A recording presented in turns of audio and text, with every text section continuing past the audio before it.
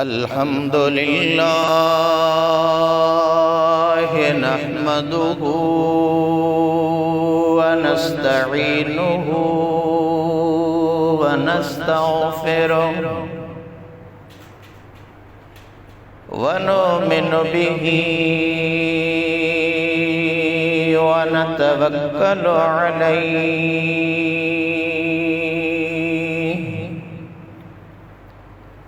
व नऊज़ु बिल्लाहि मिन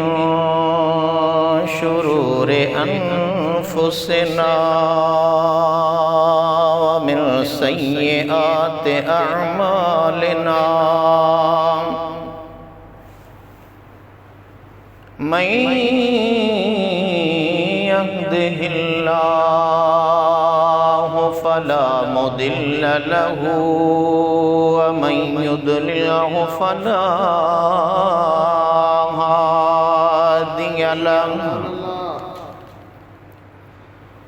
व नशहदु अल्ला इलाहा इल्लल्लाह वहदहु ला शरीक लहु व नशहदु अन्न सय्यदना व सनदना व शफीअना व शाफिअना व नाफिअना व नूरना व नूर अव्वलिना व नूर आखिरिना व नूर ज़ाहिरिना व नूर बातिनिना व नूर सुदूरिना व नूर क़ुबूरिना व नूर हशरिना मुहम्मदन अब्दुहु व रसूलुहु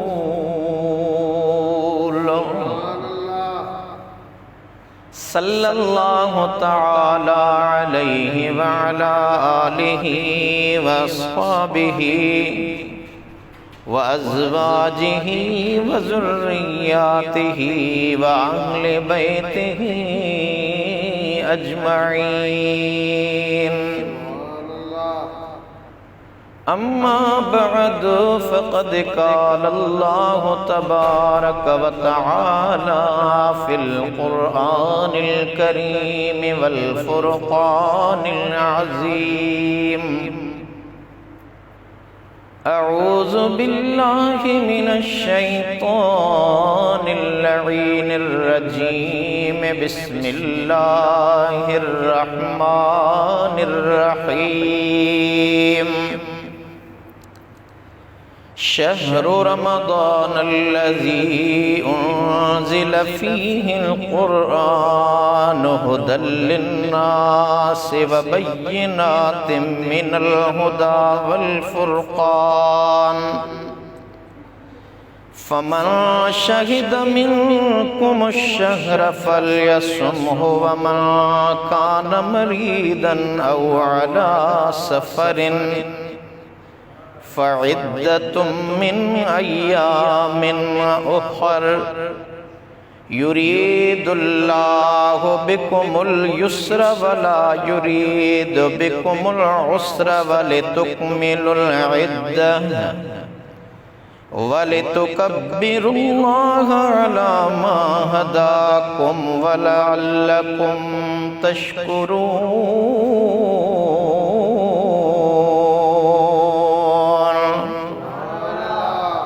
आमन्तु बिल्लाहि सदक़ल्लाहुल अलीयुल अज़ीम व सदक़ रसूलुहुन नबियुल हबीबुल करीमुल अमीन। व नहनु अला ज़ालिका लमिनश शाहिदीन वश्शाकिरीन वज़्ज़ाकिरीन। वल्हम्दुलिल्लाहि रब्बिल आलमीन।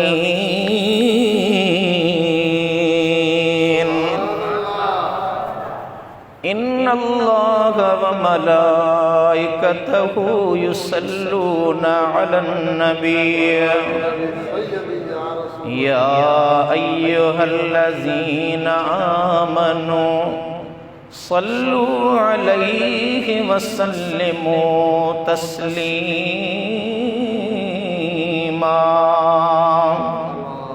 अल्लाहुम्मा सल्लि वसल्लिम व बारिक अला सय्यिदिना व मौलाना मुहम्मदिन व अला आलिहि व अस्हाबिहि व अहलि बैतिहि अजमईन। आबे मिसल महबूबे हक खल्की खुदा जैले खलक खादिम सदन जिन्नो मलक बलगल उला बिकमालिही। नूरी हुजण जो ही निशान आया तरोशन थियो जहान। चमक्या ज़मीनो आसमान कशफत दुजा बिजमालिही। नूर आका दरअसल नूरी सदन सारो नसल। सूरत सीरत बेमिसल हसनत जमी खिसालिही। इदरीस उन जो गुलाम पढ़ंदो सलातो सलामा। ही विरद सुबह शामा सल्लू अलैहि वालिही। दुरूद पाक मजाकाते अल्लाहुम्मा सल्लि अला सय्यिदिना व मौलाना मुहम्मदिन व अला आलिहि व अस्हाबिहि व अहलि बैतिहि अजमईन। निहायत ही सदवाजिबुल एहतराम मुसलमान भाइरों, दोस्तों, अजीज़ों, बुजुर्गों, रब्बे कायनात अज़्ज़ व जल जे रहमतुन नेमतुन जे तुफ़ेल असां ऐं अव्हां सभिनी ॾांहुं माहे सयाम रमदानुल मुबारक पंहिंजूं रहमतूं अज़मतूं खणी आयो आहे। खुदाए अज़्ज़ व जल जा एहसान जै रब्बे कायनात हिकु भेरो वरी माहे सयाम असां अवां खे नसीब फरमायो। अल्हम्दुलिल्लाह रब्बे कायनात ही महीनो पंहिंजे अता सां तॾहिं खां अता फरमायो जॾहिं खां ही कायनात जे अंदरि ज़मीनूं ऐं आसमान पैदा फरमायई। रब्बे कायनात पंहिंजे पाक कलाम मजीद में फरमायो इन्न इद्दत शुहूर इंदल्लाहि इस्ना अशर शहरन फी किताबिल्लाहि यौम खलक़स समावाति वल अर्द। अल्लाह ताला फरमायो त बेशक महीनन जो ॻाणेटो अल्लाह जे किताब में 12 महीना आहे जॾहिं खां उन ज़मीनूं ऐं आसमान पैदा फरमाया। उन्हनि 12 महीननि मंझां हिजरी साल जो 9 महीनो रमदानुल मुबारक लफ्ज़े रमदान मीम जी ज़बर सां रमदा मीम जे सुकून सां इन मां वरतल्ला जंहिंजी माना आहे शदीद गर्मी। रमदान माना शदीद गर्मी। इमाम राज़ी रहमतुल्लाह अलैह रमज़ान जी वजह तस्मीय जे मुतल्लिक़ ॿुधाए थो त गर्माइश ऐं तेज़ दर्जे हरारत जो कमु आहे त हू मुख़्तलिफ़ धातुनि खे पघारे उन मां मेर किचिरो ऐं खोट अलॻि करे ख़ालिस सोन ऐं चांदी ठाही वेंदी आहे। इन तरह हिन माहे मुबारक में बि रोज़ो रखी उञ ऐं बुख जी सख़्ती बर्दाश्त करे गुनाहनि खां परहेज़ करे रूहानी सफ़ाई ऐं पाकीज़गी हासिल कई वेंदी आहे। दोस्तान गिरामी, ही माहे सयाम जेको रमज़ान जे हवाले सां जहीं दी तशरीह बुजुर्गन फरमाई आ, साड़ींदड़ गरमाइश तेज गर्मी त ही माहे सयाम जॾहिं ईंदो आ त बानहन जा गुनाह साड़े उन बानहे खे गुनाहन खां पाक बनाए छॾींदो आ। हुजूर अकरम नूरे मुजस्सम सल्लल्लाहु ताला अलैहि वसल्लम जी ज़ात फरमायो त ही माहे रमज़ान मुंहिंजी उम्मत जो महीनो आहे। रजबुन शहरुल्लाह, रजब अल्लाह ताला जो महीनो आ। व शअबान शहरी, ऐं शअबान मुस्तफ़ा जो महीनो आ। व रमज़ान शहर उम्मती, ऐं रमज़ान मुंहिंजी उम्मत जो महीनो आहे। रमज़ान मुबारक ही रहमत जो महीनो आ। रमज़ान मुबारक ही रहमत जो महीनो आ। महबूब चयो मुंहिंजी उम्मत जो महीनो आ। दोस्ताने गिरामी, हजरत नबी नामदार सल्लल्लाहु अलैहि वसल्लम जन आमदे रमज़ान जी तैयारी जो एहतमाम फरमाईंदा हा ऐं हिन मुबारक महीने जी आजियां जे लाइ तैयारी कंदा हा, तमन्ना रखंदा हा। ऐं शोबान महीने जे आखिर में आका फरमाईंदा हा, अल्लाहुम्मा हाज़िही शअबानुन व बल्लगना इला रमज़ान। यानी ए अल्लाह करीम, ही शोबान ऐं असांखे रमज़ान जे महीने ताईं पहुचाए। मतलब इहो थियो त या अल्लाह तो पंहिंजो फज़ल ऐं करम फरमाए शअबानुल मुअज़्ज़म जो महीनो नसीब कयो आहे। हाणे असांखे एतिरी ज़िंदगी अता फरमा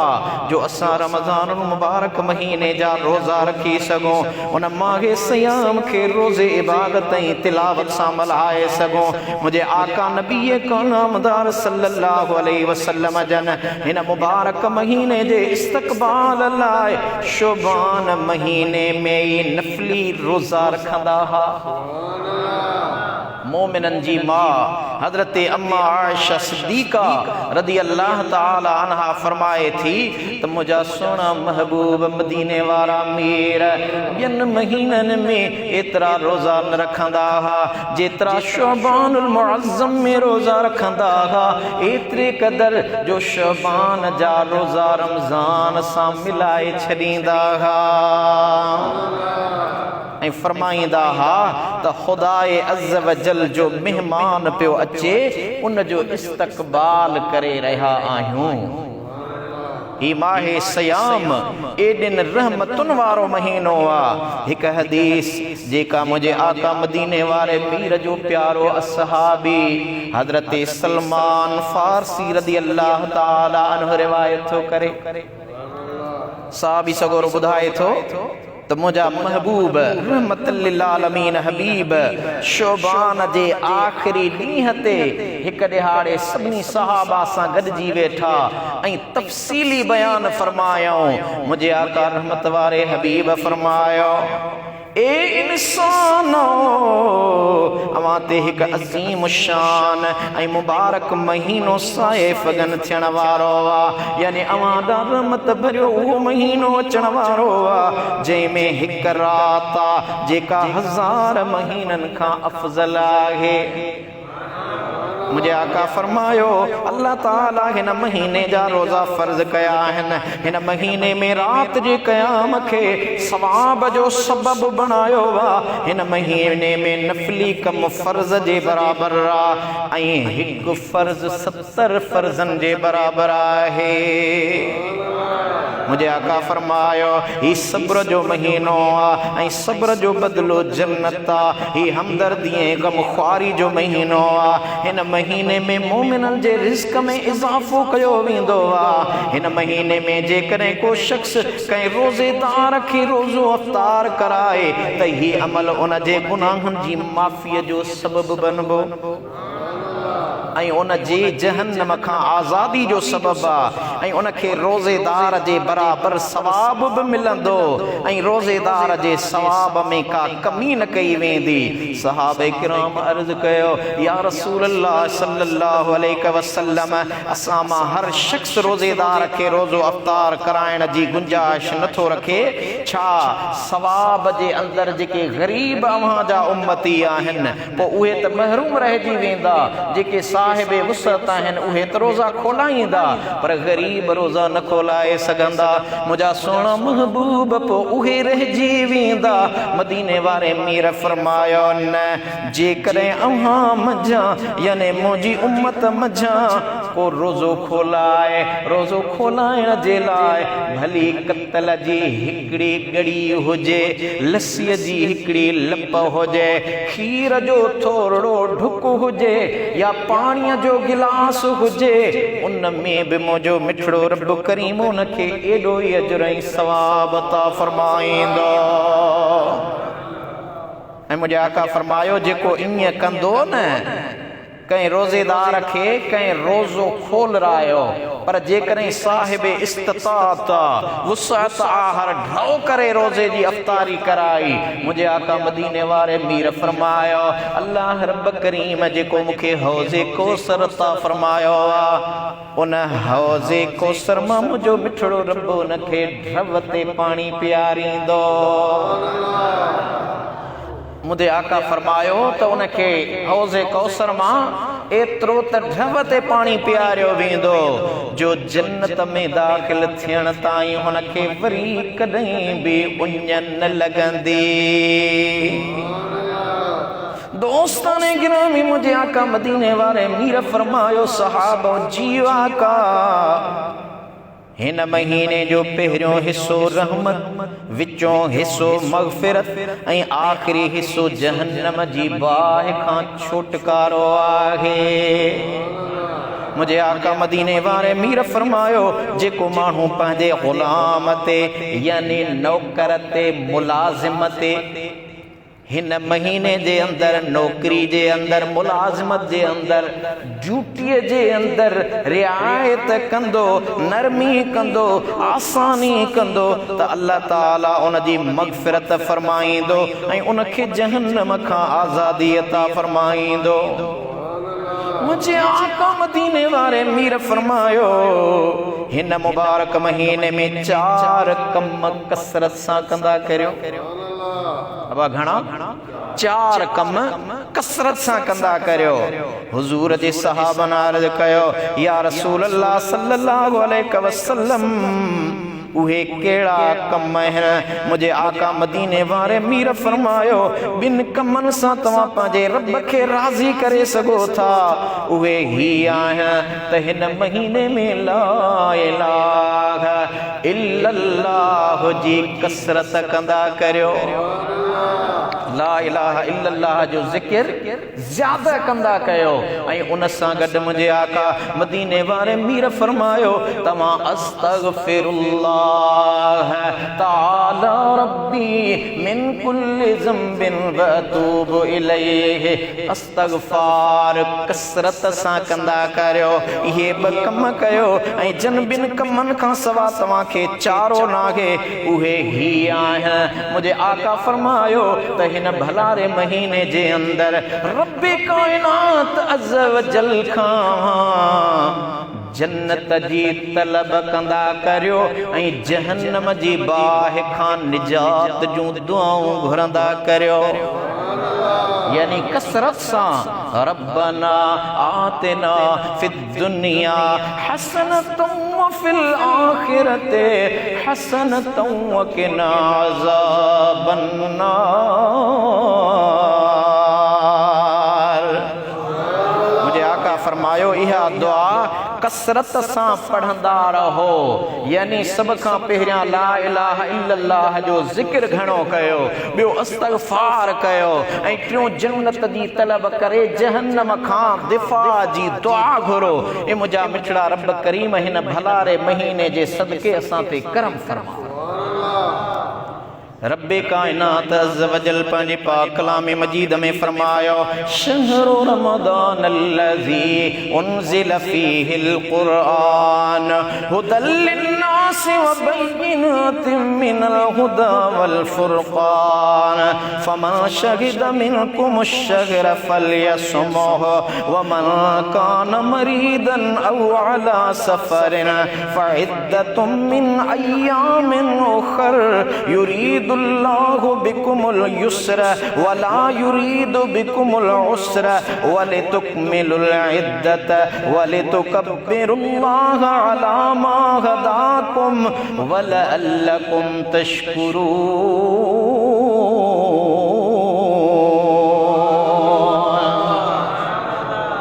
अल्लाह ताला फरमायो, रमज़ान जो महीनो उहो आहे जंहिंमें क़ुरान लाथो वियो आहे, जेको माण्हुनि जे लाइ हिदायत आहे ऐं जंहिंमें रहनुमाई करण वारियूं ऐं हक़ ऐं बातिल में फ़र्क़ु करण वारियूं निशानियूं आहिनि। पोइ तव्हां मां जेको बि हिन महीने खे लहे यानी हासिल करे त हिन महीने जा रोज़ा रखे, ऐं जेको बीमार या सफ़र में आहे त ॿियनि ॾींहंनि जे रोज़नि जी ॻणप पूरी करे। अल्लाह ताला तव्हांजे हक़ में आसानी चाहे थो, तव्हांजे लाइ ॾुखियाई नथो चाहे, इन करे जो तव्हां ॻणप पूरी करे सघो, ऐं इन करे जो उन तव्हांखे जेका हिदायत फरमाई आहे उन ते उन जी वॾाई बयानु कयो, तव्हां शुक्रगुज़ार बणिजो। दोस्ताने गिरामी, अल्लाह जे कलाम खे अवां ॿुधो। हाणे अचो त मुंहिंजे आका मदीने वारे मीर जे हदीसुनि खे पढ़ूं। काइनात जे कारणी नबी नामदार छा फरमायो? हज़रत नबी नामदार सल्लल्लाहु अलैहि वसल्लम फरमायो, हदीस ॿुधो, अन अबी हुरैरा रज़ियल्लाहु अन्हु यक़ूल क़ाल रसूलुल्लाह सल्लल्लाहु अलैहि वसल्लम इज़ा दख़ल शहरु रमज़ान फुतिहत अबवाबुस समाए व गुल्लिक़त अबवाबु जहन्नम व सुलसिलतिश शयातीन।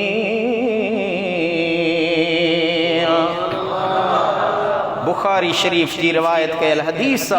सैयदना हजरत अबू हुरैरा रज़ियल्लाहु ताला अन्हु रावी आहिनि, फरमाइनि था असांजे होत हबीब मदीने वारे मीर फरमायो, जॾहिं ही माहे सयाम रमज़ान मुबारक महीनो ईंदो आहे त आसमाननि जा दरवाज़ा खोलिया वेंदा आहिनि, जहन्नम जा दरवाज़ा बंदि कया वेंदा आहिनि ऐं शैताननि खे ज़ंजीरनि में जकड़े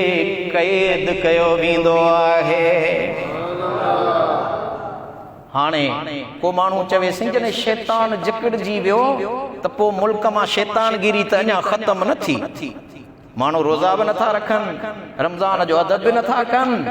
त उन जो सबबु इहो आहे दोस्ताने गिरामी त हू पंहिंजा असर छॾे वेंदो आहे ऐं पंहिंजा शागिर्द छॾे वेंदो आहे, चेला छॾे वेंदो आहे जेके इंसानी रूप में दीन जा दुश्मन हूंदा आहिनि ऐं उहे वरी उन वारे कम खे जारी रखियो ईंदा आहिनि। ॿी हदीस मुंहिंजे आका रहमत लिल आलमीन हबीब जी दोस्ताने गिरामी साॻी नसाई शरीफ में साॻे अंदाज़ सां इहा रवायत कयल हदीस आहे, उहा बि हज़रत सैयदना अबू हुरैरा रवायत थो करे त मुंहिंजे आका फरमायो, तव्हां वटि हिकु बाबरकत महीनो रमज़ान अची चुको आहे, अल्लाह तव्हां ते उन महीने जा रोज़ा फ़र्ज़ करार ॾिना आहिनि, उन में आसमान जा दरवाज़ा खोलिया वेंदा आहिनि, जहन्नम जा दरवाज़ा बंदि कया वेंदा आहिनि, सरकश शैतान बधा वेंदा आहिनि। इन महीने में अल्लाह पाक जी हिकु राति अहिड़ी अव्हां खे अता कई वेंदी आहे जेका राति 1000 महीननि खां भली आहे।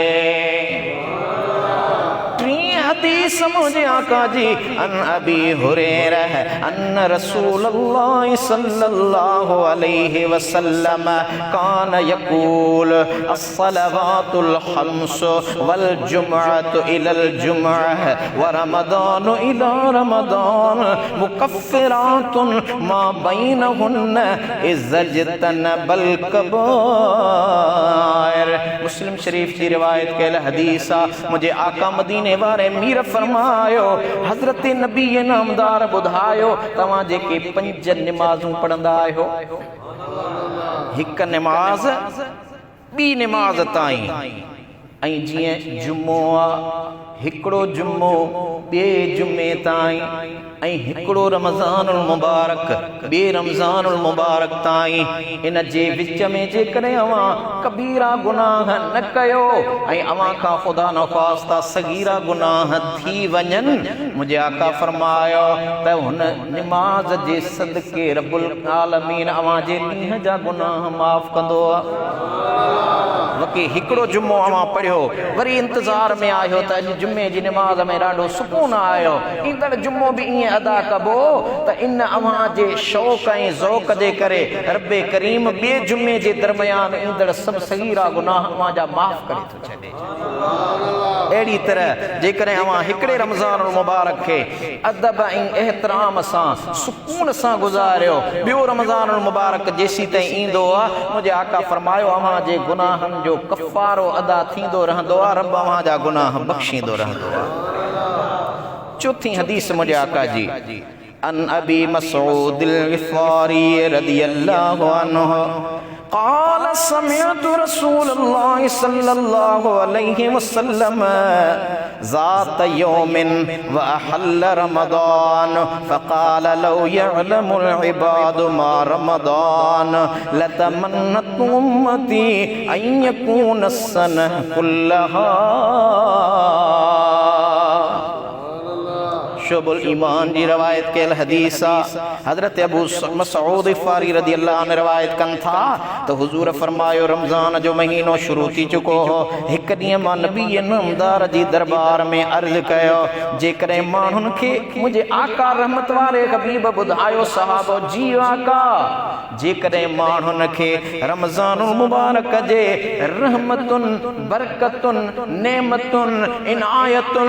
बख़्शिश जी ख़बर पइजी वञे त मुंहिंजी सॼी उम्मत दुआ घुरे मुंहिंजा मौला 12 महीना रमज़ान हुजे छो त सुकून आहे न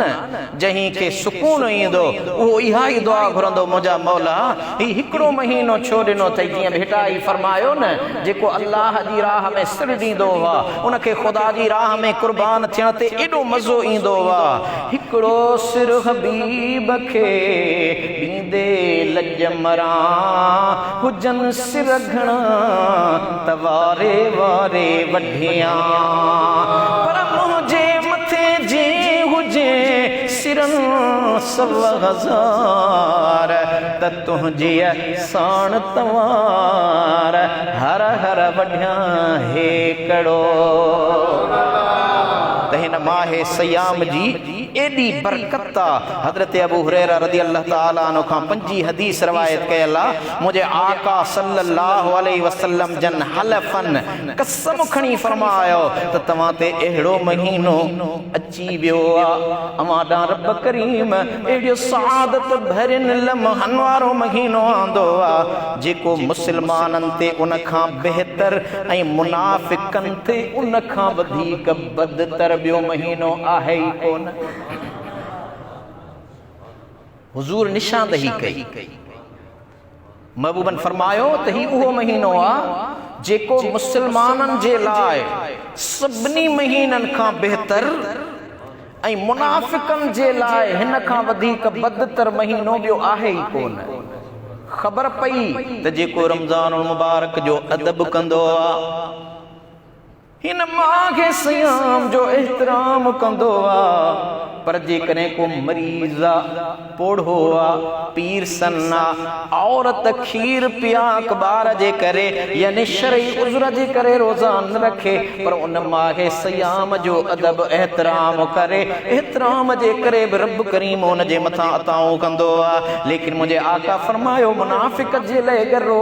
पो मुनाफिक ही महीनो ईंदे पो चवंदो अबा अन्न खुटो अच्छा रोज़ा रख या मुनाफिकत था छो त मुझे आका फरमायो इहा बोली उहे ॻाल्हाईंदा जन जे लाइ रमज़ान ॾुखियो महीनो गरो महीनो ऐं के चवंदा रोज़े निमाज़ ते नाहे रोज़ो अल्लाह जो फर्ज़ निमाज़ अल्लाह जो फर्ज़ मदीने वारे मीर फरमायो निमाज़ मुझे नेणनि जो ठारा रब्बे कदीर फरमायो अस्सौम ली व अना उजज़ा बिही रोज़ो मुझे लाइ आहे उन जी जज़ा मां रब पाण ॾींदुसि तो रब करीम चवे ही मुझे लिया मुझो तू असा चऊं रोज़े ते ना है मुस्तफ़ा करीम फरमाए मुझे नेणनि जी ठारा ऐं तू असा चऊं रोज़े निमाज़ ते ना है त इहो नफ़ाक़ जहीं जी 1400 साल पहिरियां तो असां जे होत हबीब मदीने वारे मीर सल्लल्लाहु अलैहि व आलिहि वसल्लम जी ज़ात बाबरकात असां अव्हां जे साम्हूं वज़ाहत फरमाए छॾी दोस्ताने गिरामी छही हदीस मुझे आका जी बुधो हज़रत अबी नदर रज़ियल्लाहु अन्हु चवे थो त मां जाबिर बिन अब्दुल्लाह रज़ियल्लाहु अन्हु खां बुधो वो पियो ॿुधाए त मुझे आका मदीने वारे मीर सल्लल्लाहु अलैहि वसल्लम फरमायो त मुझे उम्मत के माहे रमज़ान में 5 तोहफ़ा मिलिया आहिनि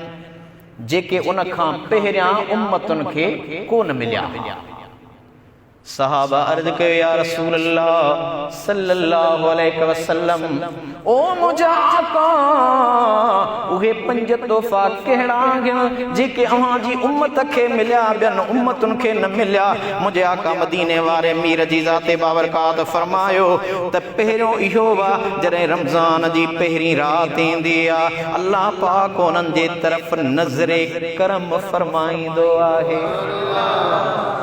महीने जे अचण साई जे खुदा जी नज़र थी वञे त बाक़ी छा खपे जे वलीअ जी नज़र थी थे खुदा वारनि जी अल्लाह जे दोस्त जी नज़र थींदी त अल्लाह वारा ॿुधाईंदा आहिनि निगाहे वली में वो तासीर देखी निगाहे वली में वो तासीर देखी बदलती हजारों की तकदीर देखी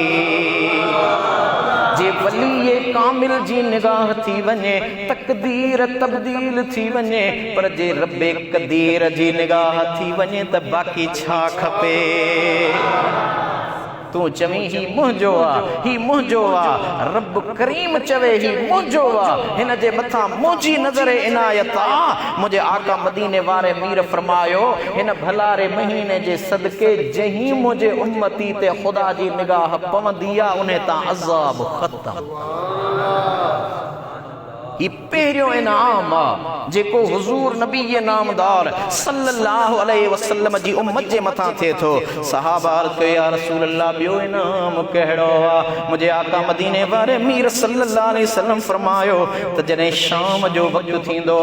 रोजेदार रोजे सां हूंदा आहिनि सॼो ॾींहुं न खाईंदा आहिनि न पीअंदा आहिनि उन पल उन्हनि जे वात जी जेका बूए उहे मिठड़े रब करीम जी दरबार में मुश्कई खस्तूरी खां वधीक पसंदीदा हूंदी आहे वधीक सुठी लगंदी आहे असां ऐबदार गुनहगार गिलाऊं कयूं गीबतूं कयूं कूड़ हणूं गारियूं ॾियूं असीं केर थींदा आहियूं मदीने वारे मीर फरमायो मुंहिंजा उम्मती आहियो न अवां रोज़ा रखी त ॾिसो अवां जे वात वारी बूए खुदाए अज़ वजल खे मुश्कई खस्तूरी खां वधीक सुठी लॻंदी टियों इनाम मुझे आका मदीने वारे मीर ॿुधायो हुयो त मलाइक हर ॾींहुं ऐं रात में उहो जेको रोज़ेदार रोज़ो रखंदो तिलावत कंदो अदब रमज़ान में हूंदो खुदाए अज़ वजल जा फरिश्ता उन जे हक़ में रहमत जूं दुआऊं घुरंदा आहिनि चौथो इनाम मुझे आका मदीने वाले मीर सल्लल्लाहु अलैहि वसल्लम जी ज़ाते बाबरकात फरमायो मुझी उम्मत जी मथा इहो आ त जन्नत के हुक्म थींदो आ ए जन्नत 11 महीना मुझे महबूब जी उम्मत जे लाए सिंगार जी तैयार थी दुनिया जे अंदर उहे रात जा उजागा भी कंदा क़यामुल लैल में गुजारींदा तरावीहूं पढ़ंदा ॾींहं जो रोज़ा रखंदा के उन्यारा के बुखारा होंदा जिस्मानी थकावट होंदन ए जन्नत पंहिंजो पाण खे एॾो सिंगार जो मुंहिंजा इहे महबूब जा उम्मती जॾहिं तो वटि अचनि त दुनिया जूं सभु तकलीफ़ूं दूर थी वञनि उन्हनि जूं थकावटूं दूर थी वञनि तकलीफ़ूं दूर थी वञनि ऐं मुंहिंजे आका मदीने वारे मीर जी ज़ाते बाबरकात फरमायो पंजो इनाम इहो आहे त जॾहिं रमज़ान जी आख़िरी राति ईंदी आहे त उन्हनि सभिनी खे बख़्श कयो वेंदो आहे सहाबा अर्ज़ कयो त या रसूलल्लाह सल्लल्लाहु अलैहि वसल्लम छा उहा शब क़दर जी रात आहे जंहिं रात में अवां जा उम्मती बख़्श कया वेंदा मुंहिंजे आका फरमायो न शब क़दर 1000 महीननि खां भली आहे उन जूं बरकतूं इनाम इकराम बिल्कुलु आहिनि पर ही उहो इनाम आहे जो दुनिया जे तख़्ते ते जॾहिं को मज़दूर मज़दूरी कंदो आहे ऐं मज़दूरी खां वांदो थींदो आहे त उनखे पंहिंजी उजरत मिलंदी आहे मिठड़ो रब करीम हिन भलारे महीने जे आख़िरी रात उन्हनि खे मज़दूरीअ में उन्हनि जा गुनाह बख़्शे जन्नत अता कंदो मां अंदाज़ो लगायो त ही माहे सयाम माहे रमज़ानुल मुबारक केॾिन अज़मतुनि वारो महीनो आहे दोस्ताने गिरामी अवां मुंहिंजे आका मदीने वारे मीर जूं 6 हदीसूं ॿुधियूं हाणे अचो त वरी अल्लाह जे क़ुरान खे पढ़ूं रब्बे कायनात फरमायो या अय्युहल्लज़ीना आमनो कुतिबा अलैकुमुस सियाम कमा कुतिबा अलल्लज़ीना मिन क़ब्लिकुम लअल्लकुम तत्तकून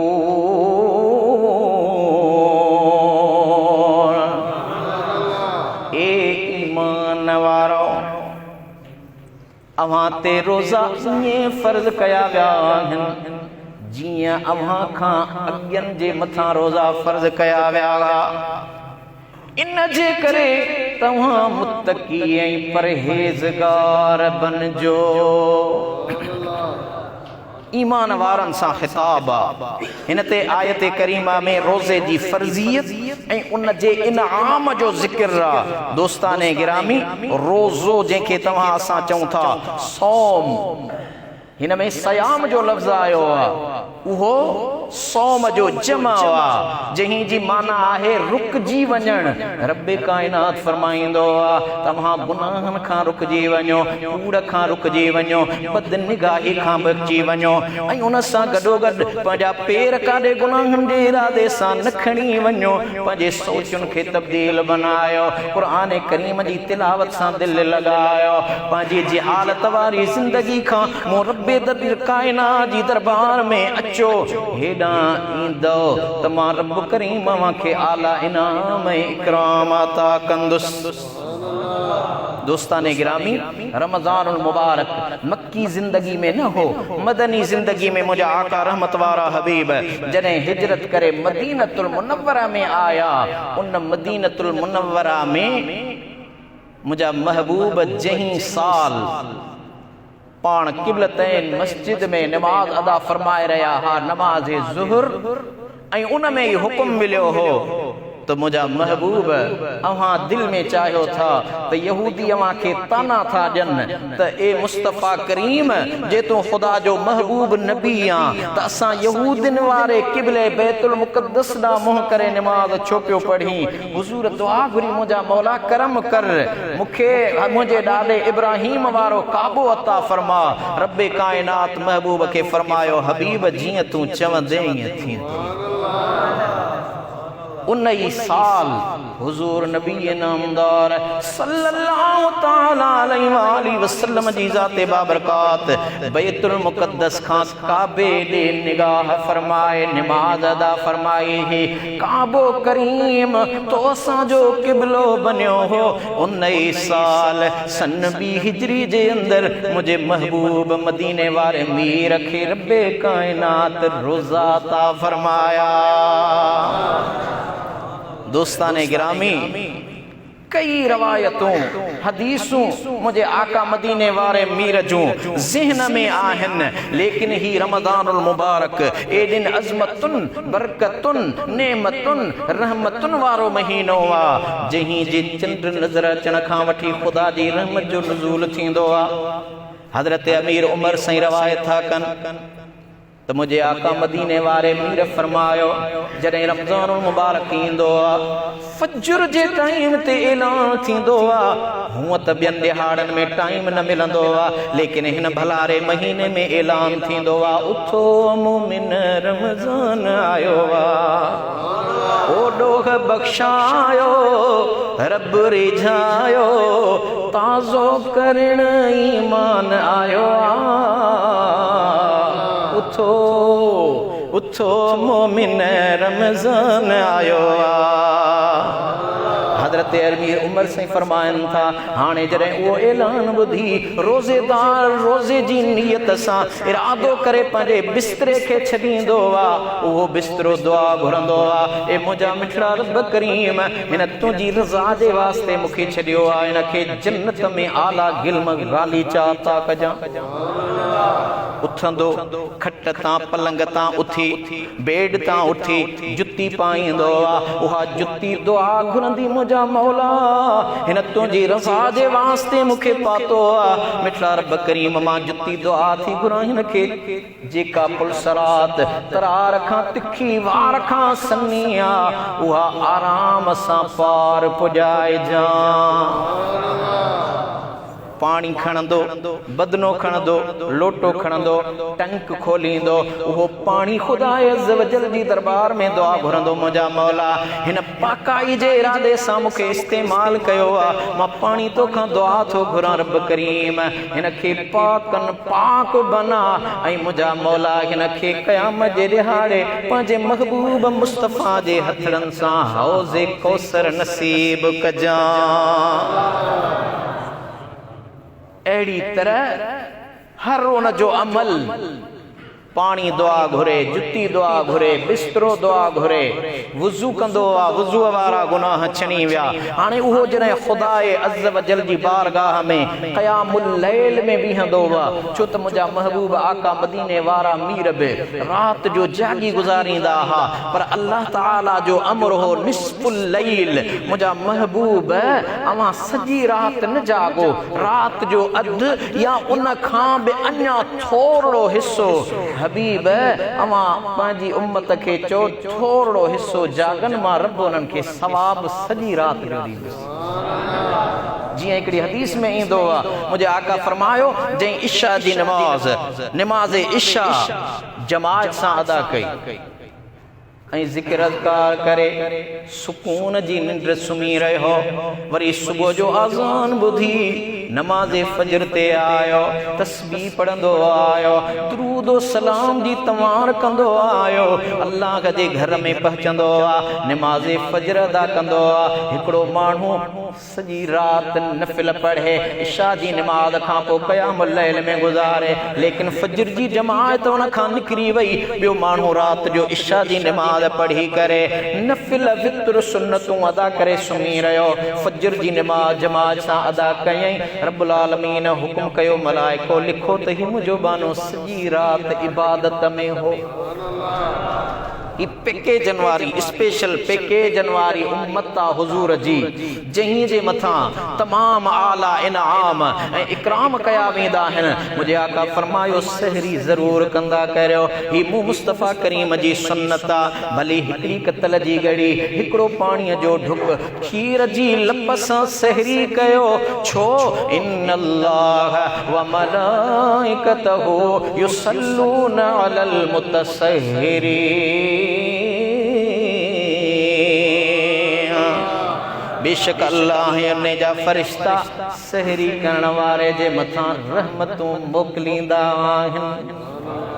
ऐं वरी फ्री अफ्तार ईंदो आहे, रोज़ो खोलींदा आहियूं। ख़ुदा जे कलीम नबी हज़रत मूसा कलीमुल्लाह दुआ घुरी, ए मुंहिंजा मिठड़ा रब करीम मूंखे पंहिंजो दीदार करा। दीदार न थियो। अर्ज़ कई मुंहिंजा मौला भला मुंहिंजे ऐं तुंहिंजे दरमियान पर्दा हिजाब अची विया। तो रब फरमायो मुको हे तूर खे ॾिठो, वखर मूसा सैका बेहोश थी किरी पियो हुसि। ओ मुंहिंजा मौला भला को अहिड़ो बानो हूंदो जंहिं जे तो रब जे दरमियान पर्दा ऐं हिजाब न हुजन। अल्लाह ताला फरमायो हा मुंहिंजा कलीम नबी मां दुनिया में पंहिंजो महबूब आखिरी पैगंबर मोकिलींदुसि, उनखे शान वारी उम्मत अता कंदुसि। कुंतुम खैर उम्मतिन जो एज़ाज़ अता कंदुसि ऐं उन जे उम्मतिन ॾांहुं रमज़ान जो महीनो मोकिलींदुसि। हू रोज़ा रखंदा, शाम जे टाइम ते उञाई बुख जे करे मूं रब जी रज़ा जे लाइ उन्हनि जो ज़ुबानूं ख़ुश्क हूंदियूं, मुहड़ा लथल हूंदा, मूं रब जे आज़ान जे इंतज़ार में हूंदा। टाइम थींदो त रोज़ो खोलींदासीं, ईअं फ्रूट पियो हुजे, शरबत पियो हुजे, तरह तरह ताम हुजनि आहिनि खाइणा। रब काइनात फरमायो मुंहिंजा कलीम नबी उन पल जॾहिं मुंहिंजे हबीब जा उम्मती हथड़ा खणी मूं ख़ुदा खां दुआ घुरंदा त उन्हनि जी दुआ ऐं मूं ख़ुदा जे दरमियान को पर्दो न हूंदो, को हिजाब न हूंदो। अंदाज़ो लगायो त ही खुदा अज़्ज़ वजल जो केड़ो करम आ। गुज़रियल दिहाड़ो 3 रमज़ानुल मुबारक हज़रत अम्मा खातूने जन्नत जे विसाल जो दिहाड़ो हो। खातूने जन्नत जॾहिं इमाम हसनुल मुज्तबा जाओ मुझे आका मदीने वारे मीर जी दरबार में दाई आई, या रसूल अल्लाह सल्लल्लाहु अलैहि वसल्लम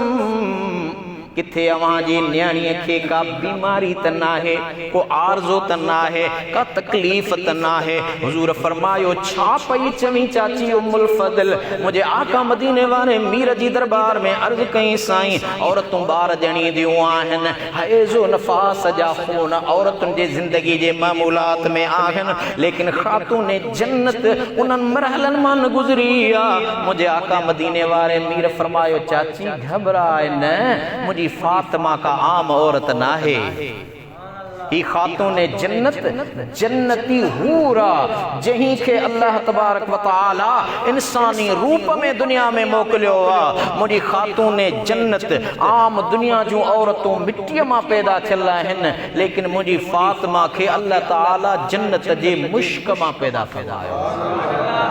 या सैयदा या तैयबा तो ताहिरा तो ते सलाम, हसनैन जी जी जल अमा तो फाखिरा तो ते सलाम। उन अम्मा जो असां अवां जे मथां एहसान आ, जहीं पाण मुझे महबूब आका जी दरबार में तो असां जे लाइ दुआऊं घुरियूं तो उन जे खानदान ऐं बचड़नि जूं कुर्बानियूं बि तो असां जे लाइ आहिनि। त असां ऐं अवां जे मथां रब्बे काइनात इहो आला एहसान कयो जो ही माहे सयाम रमज़ानुल मुबारक